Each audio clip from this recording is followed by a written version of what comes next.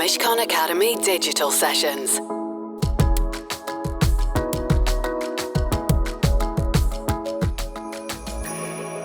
Hello everybody and welcome. I'm sure that you're as keen as I am to hear the voice of Philippe Sands QC, who I have with me here today to talk about an amazing book. Philippe, thank you very much for joining us. Thank you, Louis, and thank you to everyone at Mishcon. Philippe, you don't know this, but I spied you through the window at Hay a few years ago. East-West Street was hot off the press. I want to just give you 2 minutes to talk about the link between East-West Street and Ratline. The link is an extraordinary character called Nicholas Frank, the son of a man called Hans Frank. Adolf Hitler's personal lawyer, went on to be a minister of justice in Bavaria and then governor general of Nazi-occupied Poland from 39 to 45. When I met Nick, he said, well, you're interested in Lemberg, it's where your grandfather was from. Would you like to meet the son of my father's deputy, Otto Wächter? How did they meet? How did Frank's son and Wächter's son meet? It turns out that the children of high-ranking Nazis, they're all in touch with each other, or almost all of them are in touch with each other. So there's this sort of network of descendants, which is itself quite interesting. A network in a sinister way, or in a family? No, a network in that bonded sort of way. We've all been through this together, and they deal with it very differently. The first time I met Nick, he did two things. He took out a photograph of the recently hanged body of his father, recently executed in Nuremberg. He told me he looks at the photograph every day to remind himself that his father is truly dead. But as he said to me, Horst is different. He looks for the good in his father. He thinks his father was a decent man. And he said, you will like him. And I do, sort of. I watched My Nazi Legacy, the BBC Storyville. You meet, obviously you meet both of them in the film, but you go, first of all, to the synagogue in Lemberg, which was destroyed, I think, in 1941. And then you take, I think, Nicholas for the first time to the killing field, a mile or so from the synagogue. You turn Philippe Sands, author, to Philippe Sands cross-examiner. Were you really trying to get the son of Otto van Wächter to admit his father's guilt? I suppose the entire relationship with Horst has been an effort to try to persuade him that his dad wasn't actually only such a wonderful bloke, that he did other things too. But really, Horst never budged. Indeed, I got an email from him just yesterday expressing further disdain for the book that I've written, which ignores all the salient evidence proving ultimate decency of his father. I persuaded Horst to make all of the material available. I mean, the heart of the Ratline is this extraordinary family archive, basically 8,500 pages of letters and diaries that passed between his parents, 20 years of family material.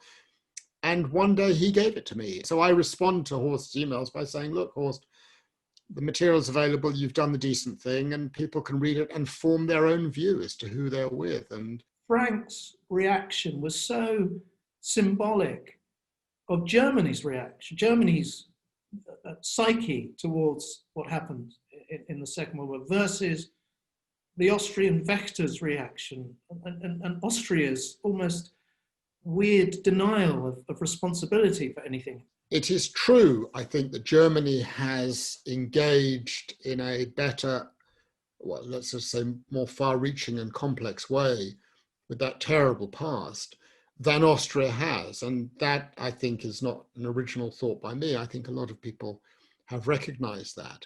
But is it any more difficult, for example, I throw this out, than Britain's engagement with its colonial past and with slavery and racism? I mean, just the things we're going through now in Britain with Black Lives Matter. Here is a country that has simply totally failed to come to terms with a barbaric past. It's really not for a Brit to be lecturing others on how you deal with your past. I think we have a lot to learn.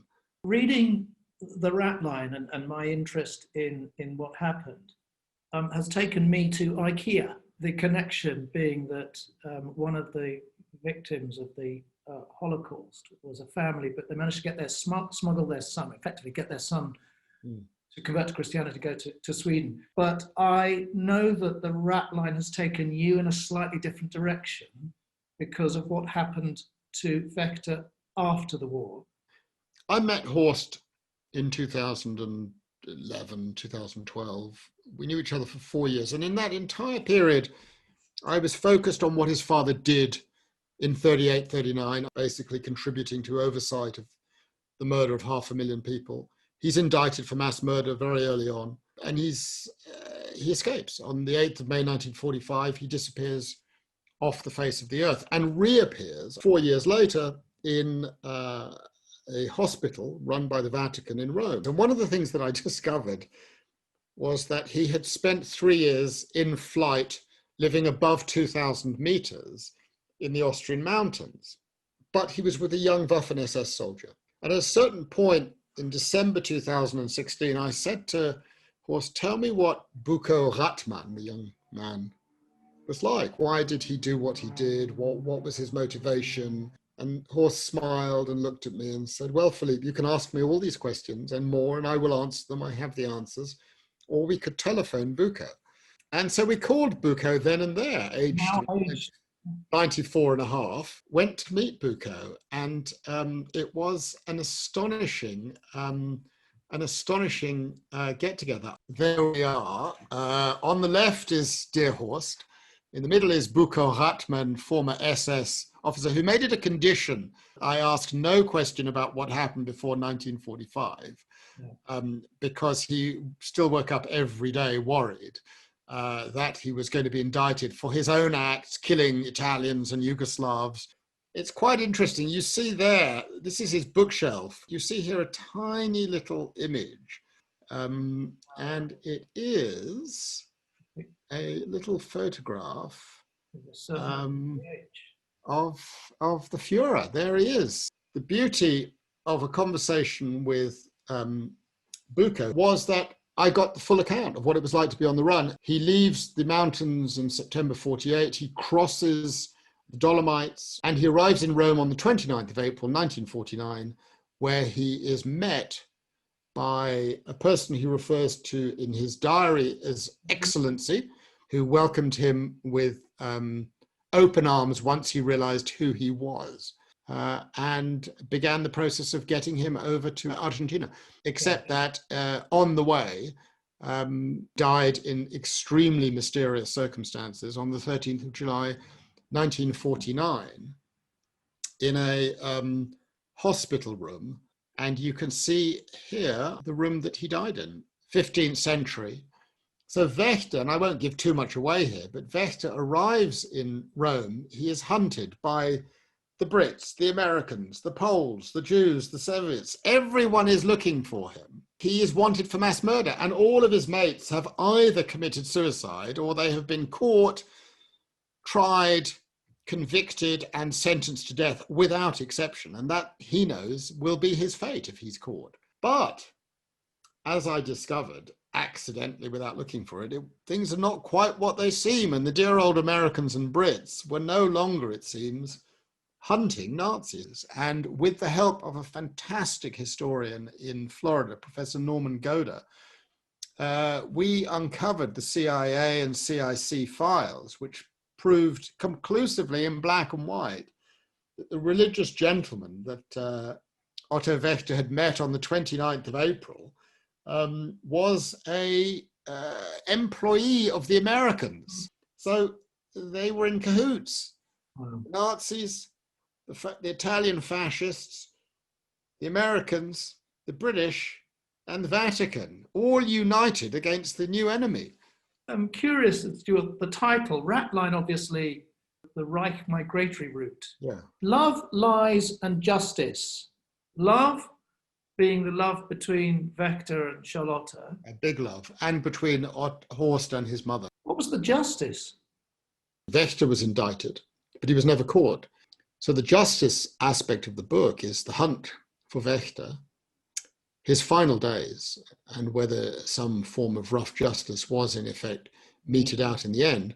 I am an international lawyer. I am a lawyer, and I'm interested in how the law works and how it functions, and the gaps left behind when an individual does not face formal criminal justice. And it creates a space, and that space allows the children and the grandchildren to dig deep into the idea of decency and human decency. And I think the book in part raises the fundamental question of what happens to those who were never tried and what happens to the descendants of those who were never tried, because they have to live, in a sense, with this burden, and it's a tough burden. I'd never really thought about what it was like to grow up as a child, as Horst and Nicholas did, with a parent who was indicted, or in the case of Nick Frank, his father hanged for the murder of 4 million people. You love your parent, you hate your parent, you find a way to deal with it.